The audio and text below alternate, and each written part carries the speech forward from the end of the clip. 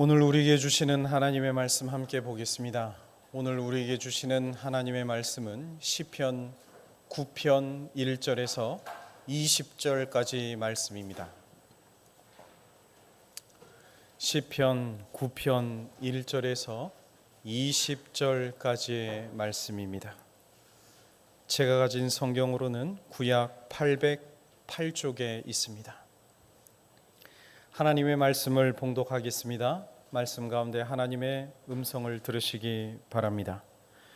내가 전심으로 여호와께 감사하오며 주의 모든 기이한 일들을 전하리이다. 내가 주를 기뻐하고 즐거워하며 지존하신 주의 이름을 찬송하리니 내 원수들이 물러갈 때에 주 앞에서 넘어져 망함이니이다.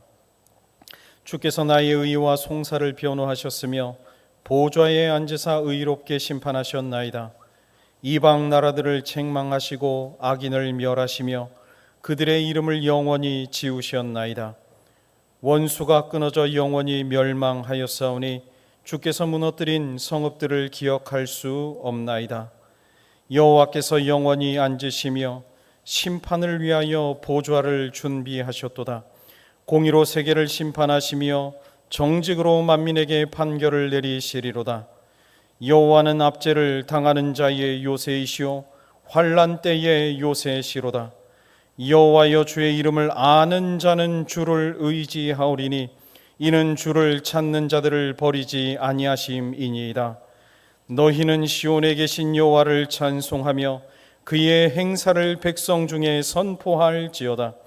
피 흘림을 신문하시는 이가 그들을 기억하시며 가난한 자의 부르짖음을 잊지 아니하시도다. 여호와여 내게 은혜를 베푸소서. 나를 사망의 문에서 일으키시는 주여 나를 미워하는 자에게서 받는 나의 고통을 보소서. 그리하시면 내가 주의 찬송을 다 전할 것이요 딸 시온의 문에서 주의 구원을 기뻐하리이다. 이방 나라들은 자기가 판 웅덩이에 빠지며 자기가 숨긴 그물에 자기 발이 걸렸도다. 여호와께서 자기를 알게 하사 심판을 행하셨으며 악인은 자기가 손으로 행한 일에 스스로 얽혔도다. 악인들이 수올로 돌아가며 하나님을 잊어버린 모든 이방 나라들이 그리하리로다. 궁핍한 자가 항상 잊어버림을 당하지 아니하며 가난한 자들이 영원히 실망하지 아니하리로다. 여호와여 일어나사 인생으로 승리를 얻지 못하게 하시며 이방 나라들이 주 앞에서 심판을 받게 하소서. 여호와여 그들을 두렵게 하시며 이방 나라들이 자기는 인생일 뿐인 줄 알게 하소서. 아멘. 우리 함께 인사하겠습니다. 할렐루야. 할렐루야. 네, 한 주간 평안하셨습니까? 네. 우리가 한 주간 평안하게 지냈다고 이렇게 인사를 나누었지만 지난 한 주간 우리의 키워드는 아무래도 폭우였던 것 같습니다. 양평에도 비가 많이 내렸지만 특별히 충청권 이남에 집중된 폭우로 인해 가지고 오늘 아침에도 뉴스를 보니 10명이 죽고 9명이 실종당하고 수만 명의 이재민이 발생하고 경제적으로도 많은 피해를 입고 그런 안타까운 뉴스와 소식이 들려오는 그런 한 주였습니다. 지난 봄에도 영남권 지역의 산불 피해 소식에 참 마음이 아팠고 또 우리 성도들과 함께 또 십시일반 특별 헌금을 모금하여서 우리가 또 돕는 그런 일도 우리가 함께 나눴었는데요. 이번 폭우로 인해서 또 아픔을 겪고 있는 수많은 국민들이 하나님의 은혜로 속히 회복될 수 있기를 간절히 기도합니다. 바라기는 우리 성도 여러분들도 어려운 이웃들을 향한 나의 작은 관심과 기도가 하나님께서 우리에게 주신 성도의 사명, 또 선교적인 사명, 복음의 일임을 기억하시고 아픔을 겪는 이웃들을 위하여 기도하고 또 격려할 줄 아는 성숙한 하나님의 백성이 되시기를 축복합니다. 우리도 함께 힘을 내었으면 좋겠습니다. 이 시간 우리 함께 서로에게 인사 나눌 때에 힘내십시오. 주님이 함께 하십니다. 그러면서 우리 함께 인사하겠습니다. 힘내십시오. 주님이 함께 하십니다. 네. 제가 서울에서 사역을 할 때에 당시 교회 창립 120주년을 기념하여서 지금은 돌아가신 안산제일교회의 고훈 목사님께서 설교를 하러 오신 일이 있었습니다. 목사님 그 가운데서 어떤 특별한 교훈적인 메시지를 전함보다 당신의 사역 가운데에서 있었던 여러 가지 일들을 간증해 주셨는데요. 그 간증이 아직도 아주 선명하게 기억이 납니다. 어느 날 주일 예배 후에 교인들과 함께 다 반갑게 인사를 나눌 때에 심장병으로 고생하시던 한 할머니 집사님께서 이제는 더 이상 교회에 나올 수 없고 자녀들이 있는 곳으로 가시게 되었다고 특별히 목사님께 인사를 하러 오셨다는 것입니다. 그러면서 목사님께 이런 말씀을 드렸다고 합니다. 목사님, 감사합니다. 목사님께서 지난 10년 동안 제게 안수 기도해 주셔서 제 심장병이 다 나았습니다. 그러시더라는 것입니다. 근데 목사님 생각에 자기 기억 속에는 아무리 생각을 해도 이 집사님을 위해서 안수 기도를 해 드린 일이 없는데 집사님이 10년이나 안수 기도를 했다라고 그렇게 말씀을 하시니 목사님께서 되물으셨다는 겁니다. 집사님, 제가 언제 집사님께 안수 기도를 해 드렸나요?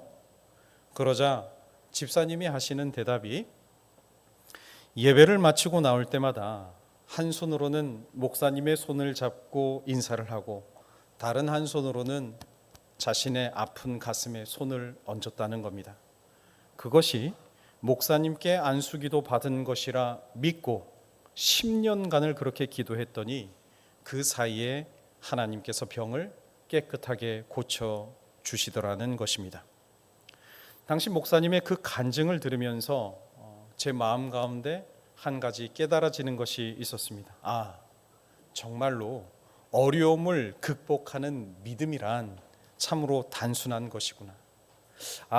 하나님의 은혜를 누리는 것은 정말 단순한 믿음으로 누리게 되는구나 라고 하는 사실을 깨달을 수 있었습니다. 그러고 보면 우리가 보고 있는 하나님의 말씀, 이 모든 성경의 증언들은 우리의 믿음이 단순하고 순전할수록 하나님의 놀라운 역사와 능력을 경험할 수 있다. 이것이 우리가 보고 있는 성경의 증언들인 것입니다. 아브라함의 모리아 산에서 이삭을 제물로 바치려던 사건도 그렇습니다. 모세가 두 팔을 벌려 하나님께 기도하여 그 홍해가 활짝 열렸던 사건도 그렇습니다. 히스기야의 기도 사건도 그렇습니다. 다니엘의 사자굴 사건 그 역사도 마찬가지입니다. 모두가 다 이것저것 계산하지 아니하고 오직 순전한 믿음으로 그 가운데 하나님의 놀라운 역사가 나타나고 위기를 극복하는 모습을 우리는 이미 성경을 통해 다 보았습니다. 오늘 우리가 함께 보는 이 시편 말씀에도 그러한 순전한 믿음으로, 단순한 믿음으로 자신에게 닥친 큰 시련을 이겨내는 한 사람을 발견할 수 있습니다. 그의 이름은 바로 다윗입니다. 오늘 말씀 1절에 보시면 다윗이 이렇게 고백합니다. 내가 전심으로 여호와께 감사하오며 주의 모든 기이한 일들을 전하리이다. 다윗이요, 지금 자신이 하나님께 받은 은혜가 얼마나 크고 놀랍고 기이한지 그 간증을 시작하겠다라고 이야기를 하는 것입니다. 자, 무엇이 그렇게 놀랍고 기이한 일들이었을까? 무엇을 그렇게 하나님을 믿는 백성들에게 간증하고 싶었을까? 오늘 말씀 전체에서 발견되는 다윗의 간증을 간추려 보자면 크게 세 가지 간증을 하고 있습니다. 첫 번째 간증은요, 3절에서 8절 사이의 말씀을 보시면 주께서 악인들을 멸하시고 그들의 이름을 지워버렸다라고 이야기를 합니다. 두 번째 간증은요, 9절에서 12절 사이에 보시면 하나님은 환난 때의 요셉이라고요. 주의 이름을 알고 전심으로 하나님 그 이름을 의지하는 사람, 그런 사람은 누구든지 하나님이 만나주시고 응답해 주신다는 것이고요. 마지막 세 번째 간증은 18절에서 20절까지 하나님이 가난하고 궁핍한 자를 결코 그대로 두지 않으시고 반드시 구원해 주신다라고 하는 간증이었습니다. 자, 여러분, 이 다윗의 간증을 여러분 지금 표면적으로 읽고 들으시면서 여러분 안에 어떤 마음이 드십니까? 아마도 여기까지 보고 들으시면서 큰 감동이 된다라고 하시는 분은 많지는 않으실 겁니다. 우리는 다 알고 있는 내용이죠. 뭐가 그리 기이하고 놀랍겠습니까? 자, 그런데 여러분, 이제 마음을 여십시오. 이제 마음을 열고 지금 이 말씀을 오늘 우리 한번 깊이 묵상해 보시는 겁니다. 하나님이 악한 자는 반드시 심판하신다. 반대로 그 주님의 이름을 알고 그 이름을 의지하는 자는 하나님이 누구든지 만나주시고 구원해 주신다. 지금 나를 힘들게 하는 모든 아픔들, 모든 어려움들 하나님 결코 모른 채 하지 않으신다. 사랑하는 여러분, 이 말씀을 믿으십니까? 믿으십니까? 하나님이 나의 모든 아픔 모두 다 알고 계시고 여러분 그 가운데서 구원하신다. 여러분 진실로 믿으십니까? 그러므로 오늘 제가 말씀드리고 싶은 핵심은 바로 이것입니다. 하나님이 오늘 말씀을 통해 우리에게 주시는 이 간증을 정말 믿는 성도라면, 그러면 여러분 우리의 인생은요 참 쉬워지게 됩니다. 긍정적으로 바뀌게 됩니다. 우리가 이 말씀이 정말로 나의 말씀으로 믿어진다면, 아니 세상을 살아가면서 고민하고 염려하고 두려워할 이유가 무엇이 있겠습니까? 그런데도 여전히 우리 가운데에는 이런 이야기를 하시는 분들이 많습니다. 주님, 너무너무 힘이 듭니다. 너무너무 답답합니다. 지금 나의 상황이 이해가 가지 않습니다. 죽을 지경입니다. 아픔 때문에요. 왜 이렇게 몰려오는 아픔들이 많은지요. 돈 때문에 걱정입니다. 건강 때문에 걱정입니다. 자녀들 때문에 걱정입니다. 배우자 때문에 힘듭니다. 관계의 문제 때문에 우울합니다. 화가 나고 심지어 죽고 싶은 심정입니다. 여러분, 왜 그럽니까? 이유는 딱 하나 때문입니다. 지금까지 우리가 이 하나님의 말씀을 알긴 알았지만 실제로 하나님의 이 말씀이 내 삶에 일어난다, 이것을 믿지 않았기 때문입니다. 제가 삼가리 교회에 부임한 이후에 원주제일교회 한 자매로부터 연락을 받은 일이 있습니다. 제가 청년부를 담당할 때 그 친구가 정신적으로 많이 힘들어했던 지체였습니다. 자기 속에서 자꾸 누군가가 자기에게 끊임없이 이야기를 한다는 겁니다. 너 할 수 없어. 너는 할 수 없어. 너 분명히 실패할 거야. 그렇게 자꾸 들려오는 그런 환청 때문에 자기 손목도 여러 번 그었던 그런 자매입니다. 극단적인 선택을 하고 싶은 순간이 한두 번이 아니었다는 겁니다. 당시에 그 자매를 담당할 때에 참 많이 붙들고 기도했던 기억이 납니다. 정말 땀방울이 맺힐 정도로 간절하게 기도했습니다. 주님, 사랑하는 이 지체의 마음을 사로잡는 악한 영을 하나님 제거하여 주시고 속히 벗어나게 해 주십시오. 그렇게 간절하게 기도하고 그 자매에게는 제가 분명히 이야기하였습니다. 분명히 이야기했습니다. 너에게 그런 환청이 들릴 때마다 너는 선포해야 된다. 네 안에 계신 하나님이 그 악한 영보다 더 크시니 너는 떠날지어다. 그런데 그렇게 한동안 괜찮아지더니 제가 이 삼가리 교회에 온 직후에 얼마 안 되었을 때에 또다시 연락이 오는 겁니다. 목사님, 그런 소리가 또 들려요. 또 들려요. 여러분, 우리는 왜 이런 일들이 자꾸 반복이 될까요? 마찬가지입니다. 우리도 하나님의 말씀을 잘 알고 있지만 실제로 나의 믿음까지 끝내 연결되지 못했기 때문에 우리는 일어났다가도 또 넘어지고 일어났다가도 또 넘어지고 또 넘어지는 연약함이 우리에게 다 있는 것입니다. 그래서 저는요, 오늘 말씀을 준비하면서 한 가지 소망이 생겼습니다.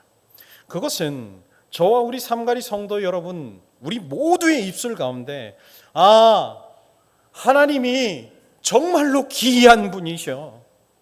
하나님이 내 삶에 정말로 기이한 일들로 가득 채워주셔.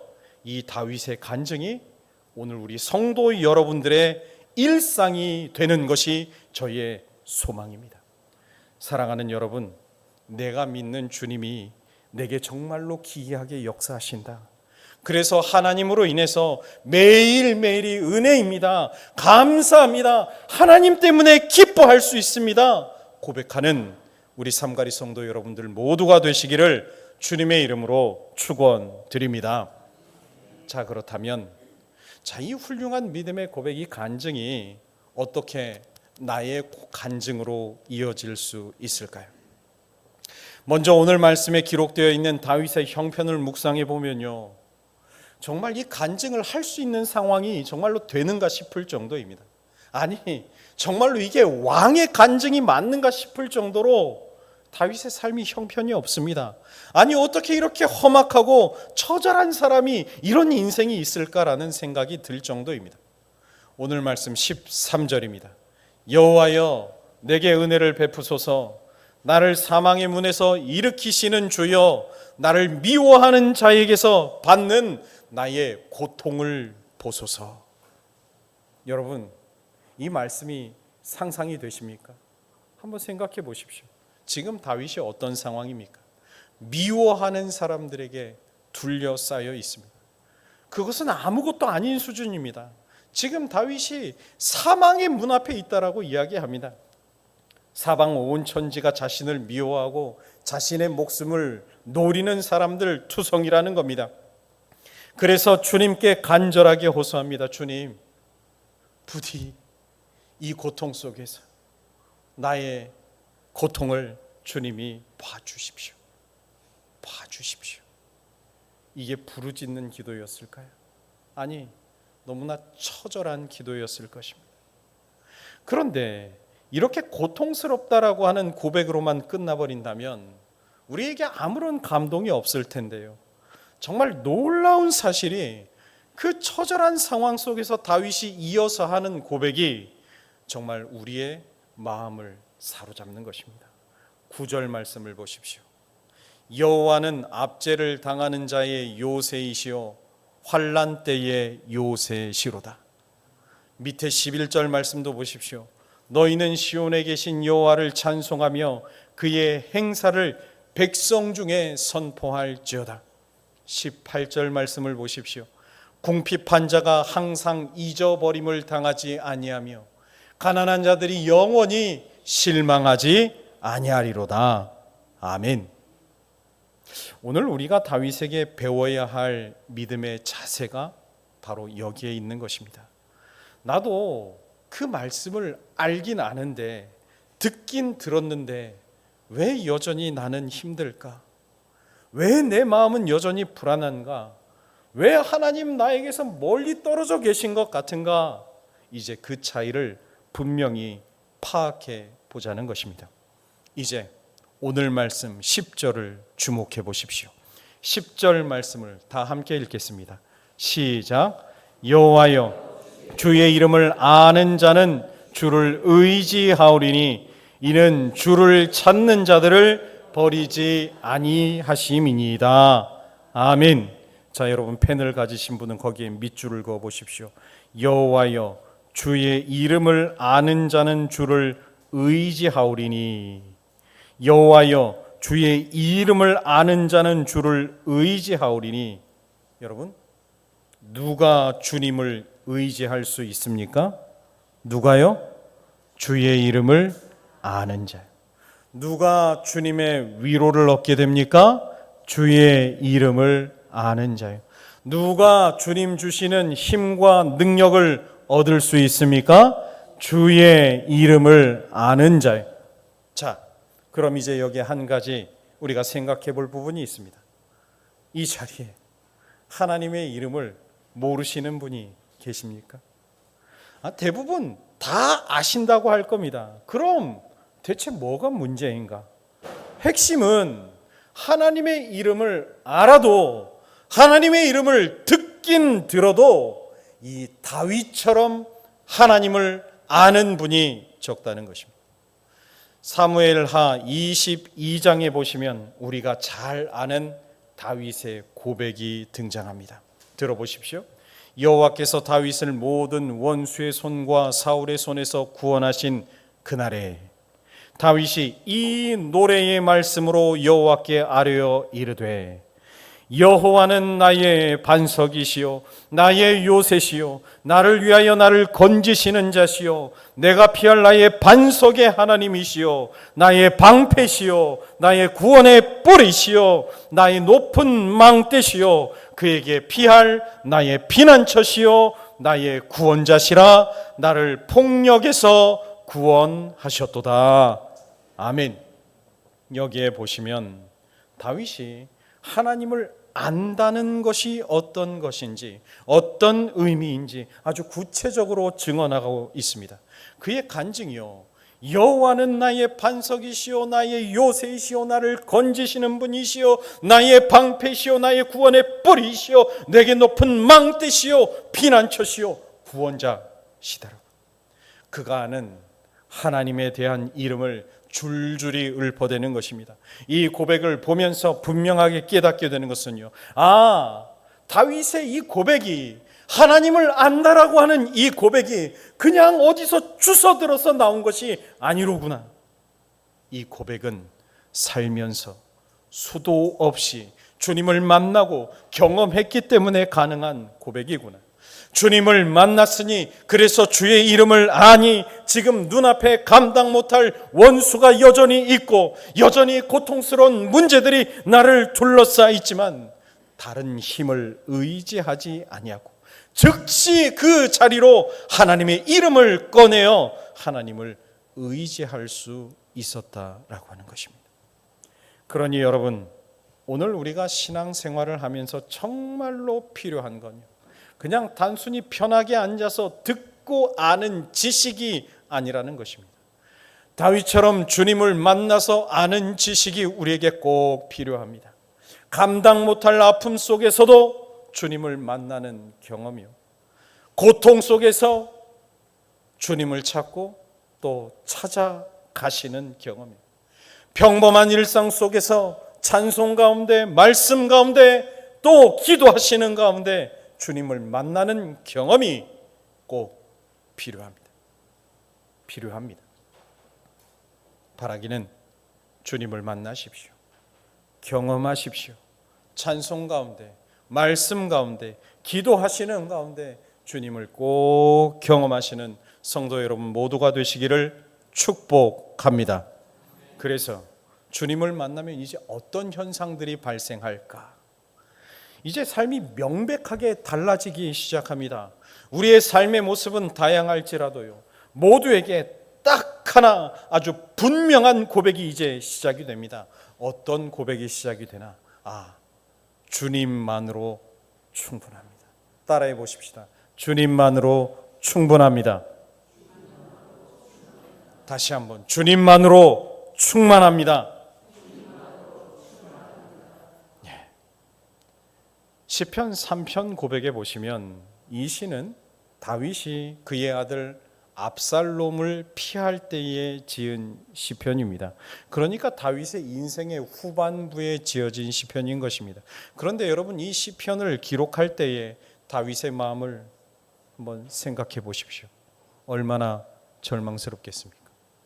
자신을 죽이려고 하는 원수가 다름 아닌 자신의 아들이었다라고 하는 것이 아마 그의 마음을 끔찍한 절망으로 끌고 내려갔을 것입니다. 정신적으로, 육체적으로, 영적으로 대단히 밑바닥을 걷고 있었던 그였지만 그가 어떤 고백을 하고 있는지 시편 3편 3절에서 6절 말씀입니다. 여호와여, 주는 나의 방패시요 나의 영광이시요 나의 머리를 드시는 자신이다. 내가 나의 목소리로 여호와께 부르짖으니 그의 성산에서 응답하시는도다. 내가 누워 자고 깨었으니 여호와께서 나를 붙드심이로다. 천만인이 나를 애워싸 진친다 하여도 나는 두려워하지 아니하리이다. 아멘.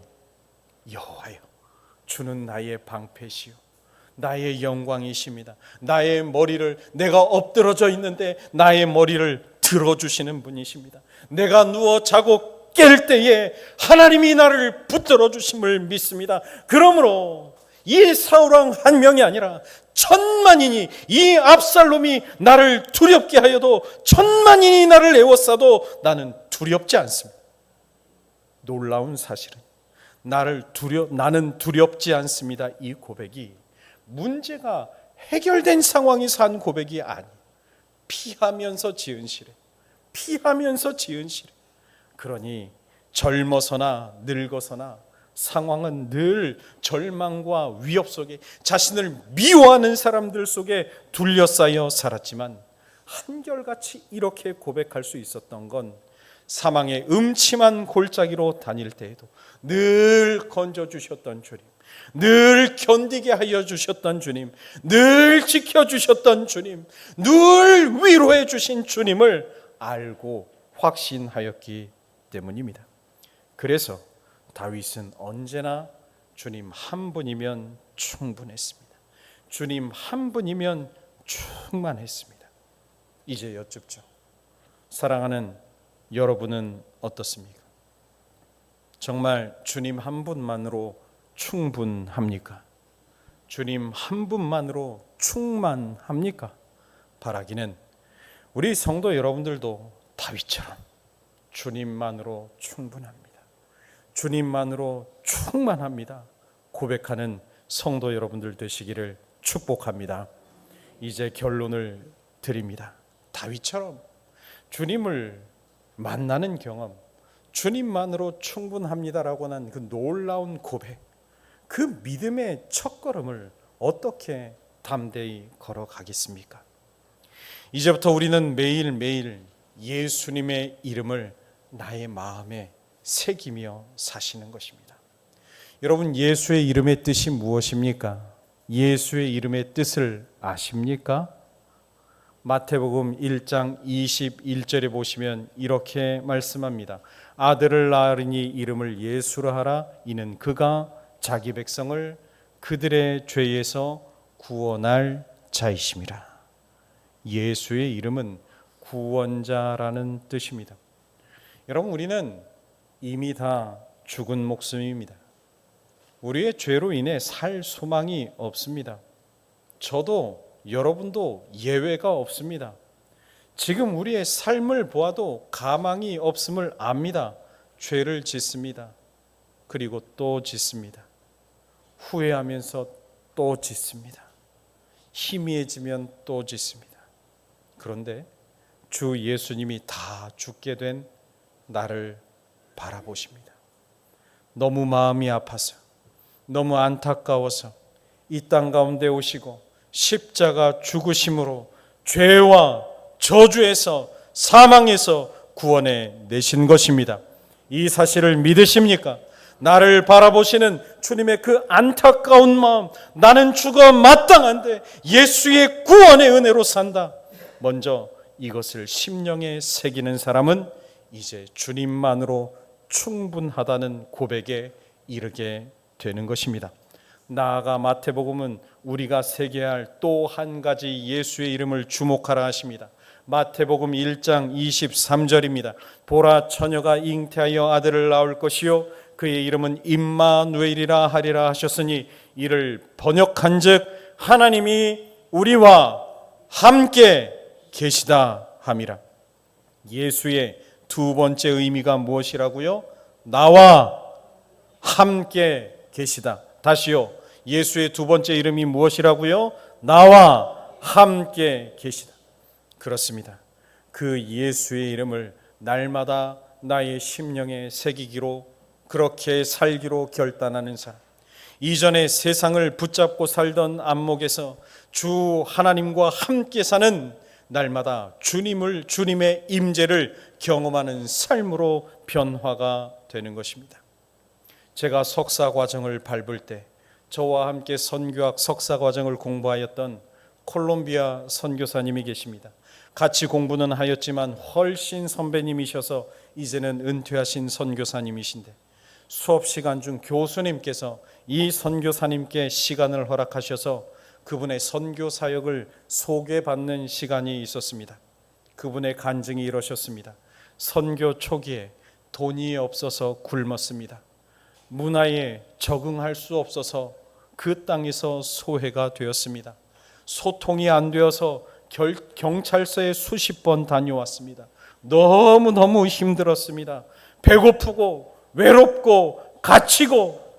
그런데 그 상황에서도 하나도 안 두려웠습니다. 하나님이 계심을 믿었기 때문입니다. 그래서 제게 딱 한 가지 두려운 것이 있었습니다. 그것이 무엇이었냐 하면, 그 불편하고 외로운 상황에서도 하나님의 임재를 느끼지 못하는 것, 그게 제게 너무나 두려움이었습니다. 그렇게 간증하셨습니다. 그 이야기를 듣는 순간 제게 전율이 올랐습니다. 얼마나 회개가 되었는지 모릅니다. 나는 그동안 나의 마음에 하나님의 임재를 얼마나 사모하며 살았는가? 매일매일 그러하였는가? 아니었거든요. 하나님의 임재하심보다 돈 없는 것이 두려워서 걱정한 때가 한두 번이 아니었고, 하나님의 임재하심에 대한 고민보다 사람의 관계에 대해 더 고민한 적이 많고, 목사로서의 미래에 대한 고민을 한데도 한두 번이 아니었던 저를 보면서 그 선교사님의 간증에 창피하여서 참으로 고개를 들 수가 없는 것이었습니다. 우리 가운데도요, 하나님의 임재를 경험하지 못하며 사는 분들이 계십니다. 많을지 모릅니다.